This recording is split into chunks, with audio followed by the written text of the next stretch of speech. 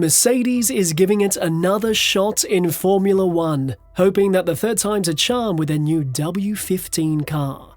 I know, they said similar things last year, but trust me, this time it's different.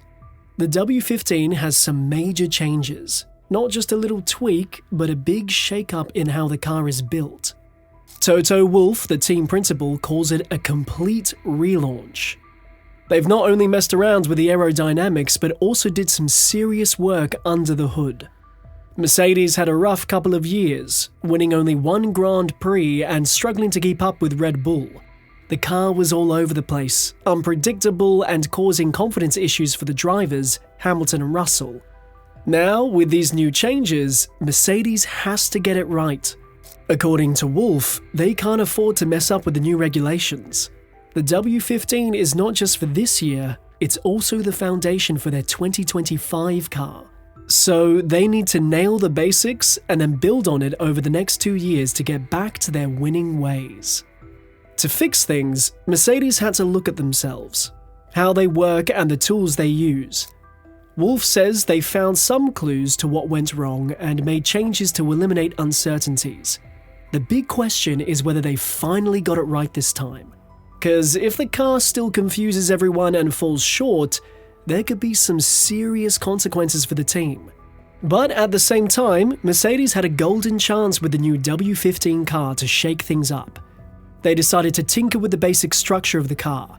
James Allison, the technical director, explains they usually talk about where the engine sits, the rear suspension design, and how the driver compartment is set up. Remember Hamilton complaining about sitting too far forward last year? Well, Mercedes thought they could fix that by improving the rear end of the car. But surprise, they still moved the driver's seat back about 10 centimeters. It's not as far back as Red Bull's last year, but it helps Hamilton see better. This change might also be linked to dropping the zero side pods concept they had in the first half of last year. Now, to tackle that tricky rear end behavior, they switched from pull rod to push rod rear suspension. Most teams use push rod, and Mercedes joins the club. This change allows them to tidy up the front of the gearbox, potentially giving more aerodynamic possibilities at the back of the car. The downwash ramp at the rear side of the pod is longer, helping the airflow, and the front part of the underfloor got a makeover, with a more pronounced undercut to make the air work harder. They also changed the cooling inlet to a letterbox shape. These side pod tweaks mean they don't need extra bodywork to guide the airflow anymore. They also revamped the engine cover at the front. Now, moving to the front of the car, they kept the pushrod front suspension, but made it better. The nose got a makeover, connecting differently to the front wing for improved airflow underneath. They hope all these changes will make the airflow better overall, especially to the front of the car. There's also an interesting design related to the front wing. The top flap doesn't fully connect to the nose anymore. Instead, it stops short and seems to be linked by a small piece of bodywork or something similar. We'll need a closer look to confirm what it is and if it's allowed within the rules. But hey, it should help the airflow more smoothly to the front of the car. Moving to the back, they've made a change to the rear wing end plate configuration. Now there's more space between the top and bottom flaps, which should help reduce draggy vortices, fancy term for swirly air, around that area. Other parts, like the floor, might see some changes too, but as long as the basic structure is solid, Mercedes' main goal now is to fine-tune the car for better aerodynamic performance, learning from their past mistakes. We all know when Mercedes waved goodbye to its zero side pod design and brought in a more regular-looking upgrade at last year's Monaco Grand Prix, it marks the end of a journey.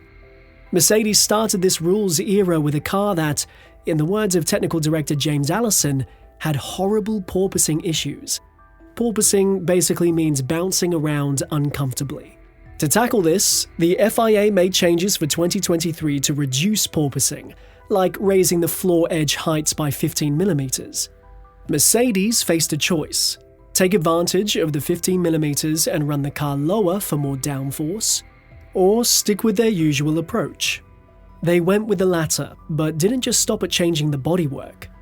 They modified the floor and introduced new front suspension with a higher mounting point to improve the anti-dive angle. However, the real deal was in the underfloor geometry changes. Allison explains that this conceptual shift was about undoing their conservative decision on ride heights. The car remained a bit unpredictable throughout the season, though it managed to secure a second-place finish in the Constructors' Championship. The progress made with this new direction was good, but the team knew it wouldn't fully blossom until they had an entirely new car. 'Cause sadly, they didn't have the time or budget under the cost cap to fix everything in the existing car. Toto Wolff mentioned last year that ideally they'd have introduced a new car mid-season, but some changes, like switching to pushrod rear suspension, required modifications to the gearbox casing. Now, with the launch of the Mercedes W15, the team is aiming to leave all the early regulation cycle mistakes in the rearview mirror. Or at least that's the hopeful plan. But the truth is, even if Mercedes has managed to create a faster car in 2024, the real challenge is making the most of it.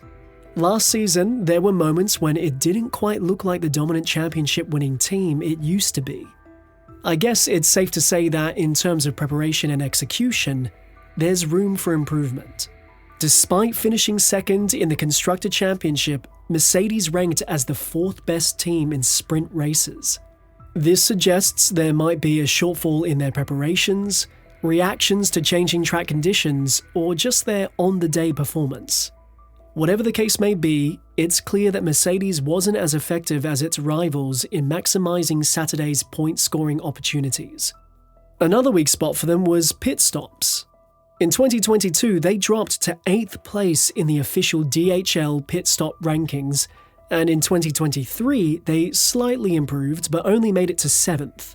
Now, it's worth noting that these rankings prioritize outright speed over consistency, giving points to the 10 fastest pit stops each weekend.